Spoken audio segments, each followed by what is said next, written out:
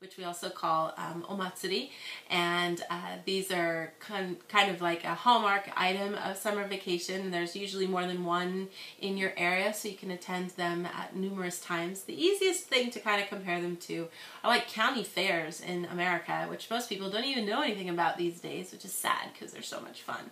But they're usually local celebrations, and people come out with food stands and sell lots of yummy food, and then there's dance shows, and people, perform. They sing and dance and do sorts of things like that.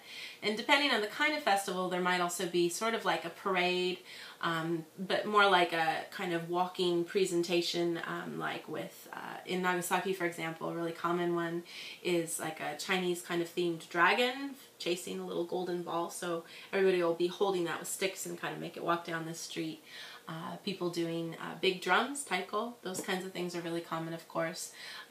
Big fun time to go and celebrate summertime. And a lot of times they don't start opening up until late afternoon and then into the evening hours where it's a little cooler. So that's a common thing to kind of go at night when it's nice and a little less hot. And people usually will enjoy, let's see here, what are some of the really common foods at these festivals?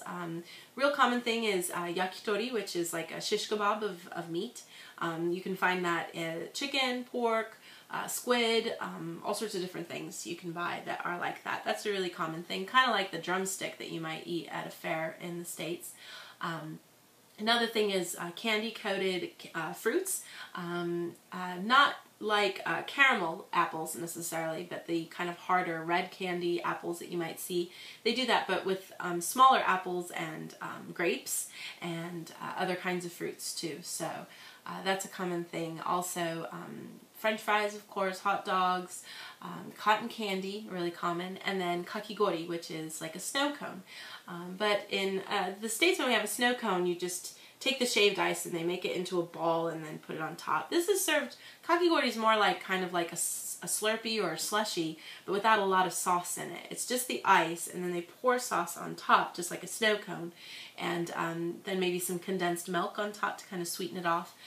Sometimes if it's a really Japanese style one, there might be some red bean paste, anko, on top of it too.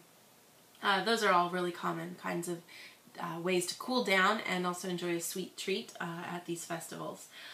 Sometimes the festivals can be a little tricky because everything seems to be kind of run by organized crime people, maybe. So you never know. It used to be that it was just your neighbors who were selling yummy goods and stuff, and it was a lot of fun. But these days it's more like people trying to just make money off of everybody. But there's special kind of games that kids can play, ring toss kinds of games, lottery chances where you just draw a number and see if you get a prize. Those kinds of things to get special gifts and stuff. And then things are sold at these outrageous prices for kids because they're at the festival and they figure that their parents will cave, of course, to buy it. Just like if you try to buy some popcorn at Disneyland, it costs way too much money. A really common thing are little masks that kids wear, and they're, they feature whatever character is really popular. So of course everything's going to be Smile Purikyo this year, and One Piece, of course, will probably be really common. So kids buy those, and those are, usually almost $20 a pop. But if you look right in the stores before you go to the festival, you can buy them for about $5 or $6, which is much smarter. So it's better to buy them before you get there. And surprise your kids, like, oh, we don't have to buy that one because I have one in my pocket. Yay! No, that's what we do because we don't want to waste our money there. But still have fun, right? So the other thing that's really common at festivals is to catch little goldfish. And there's a whole big thing, a little small swimming pool full of goldfish, and you try to catch them, but you don't catch them with the net. You catch them with what looks like a net, but instead of the net inside the ring is paper. And so, as you know, when you put paper in water, it just falls apart. So you have to be really fast, and the goal is to kind of see how many you can scoop into your thing before your little net becomes kaput and you don't get anything. Usually if you pay to play the game, they wind up giving you some goldfish as a consolation prize anyway, so you do get to go home with goldfish. That usually die 2 days later, but that's okay. That's a common kind of thing that you see at the festivals for sure. So it's a fun time, and usually, you know, the festivals run for 2 or 3 days, and then on one of those nights there's a big fireworks display usually. So it's a lot of fun.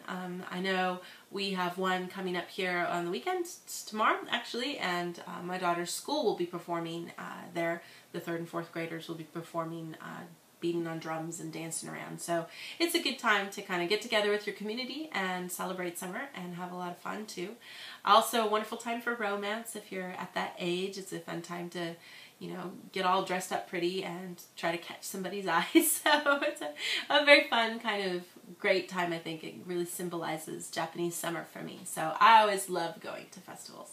I love to hear if you guys have any special things like that that you like to go to. I know when I went when I was a kid, we'd go to Minnesota over the summer. We'd sometimes get a chance to go to a county fair, and I thought that was the most fun thing ever in the entire world. So I love these kinds of events. But I know there's some people, like my husband, who hate them because there's so many people and it's just annoying and a waste of money.